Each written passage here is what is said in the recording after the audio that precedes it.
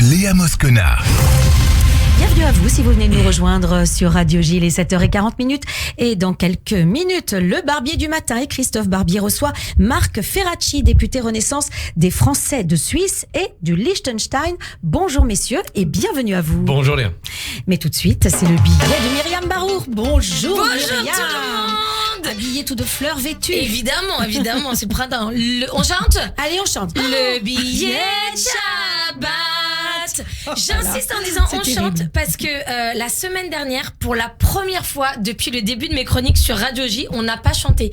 Je n'ai pas chanté le billet de Shabbat. Je sais pas ce qui s'est passé. L'actualité est un peu triste, tout ça, mais du coup, j'ai pas chanté. En tout cas, j'ai reçu des messages de gens pas contents qui attendaient la petite chanson. Oui. Alors apparemment, 4 mots, ça peut être une petite chanson.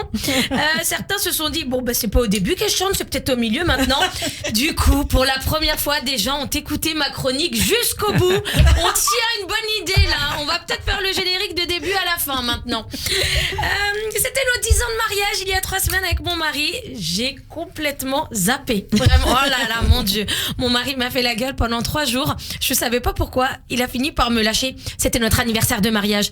J'ai fait merde. J'ai fait mais pourquoi tu me l'as pas dit plus tôt? Il me fait moi aussi j'avais oublié. J'ai dit pourquoi t'es énervé alors? Parce que tu t'es rappelé que t'avais oublié. Et je sais pourquoi moi j'ai oublié. Parce que notre premier anniversaire de mariage, il ne m'a rien offert. Et globalement, rien les autres années non plus. Aucune attention, même pas un resto. Moi, j'ai fini par oublier la date pour pas être vexée.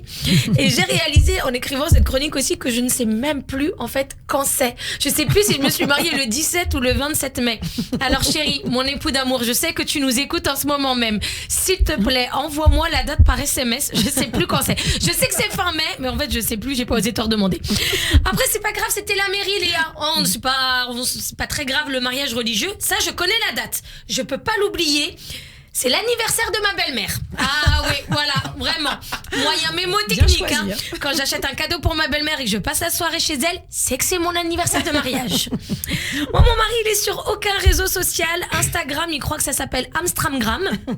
Il aime pas sortir, il aime juste les barbecues. Il sort juste pour aller manger de la viande chez ses potes et inviter ses potes à venir manger de la viande. En fait, c'est même pas pour manger de la viande, je crois que c'est juste pour cramer de la nourriture, tu sais.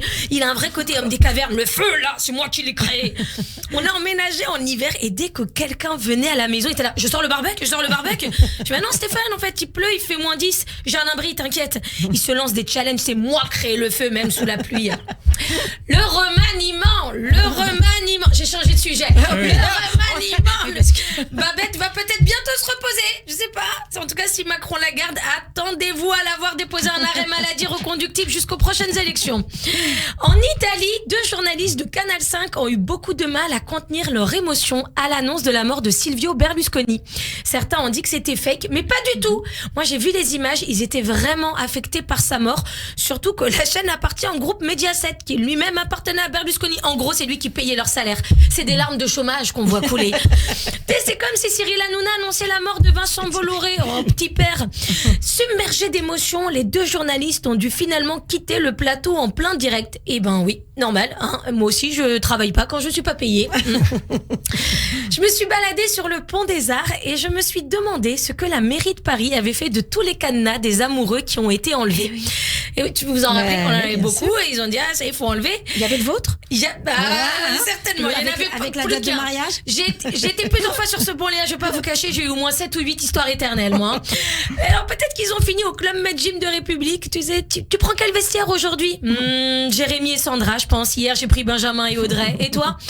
David et Jonathan, ça me rappelle que c'est bientôt les vacances. Allez, merci de m'avoir écouté pour ce billet de Shabbat. Une fois ça va. Myriam, bientôt sur scène? Oui, je joue la dernière de mon spectacle mardi prochain, messieurs, autour de la table. Et Léa, évidemment, vous savez que vous êtes invités.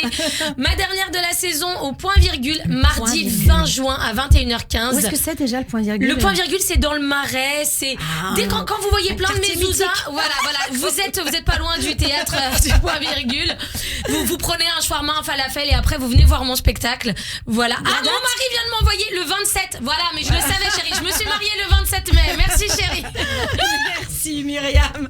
Et à la semaine prochaine. Vous lui proposez de faire des barbecues avec Sandrine Rousseau, ils vont très bien s'entendre. Certainement. Allez, à la semaine prochaine. Et tout de suite, c'est le Barbier du matin. Et l'invité de Christophe Barbier a soutenu une thèse, ça va vous intéresser Myriam, sur l'évaluation des politiques d'emploi et de l'assurance chômage. Vous en parliez à l'instant. Le 6-9, Radio J.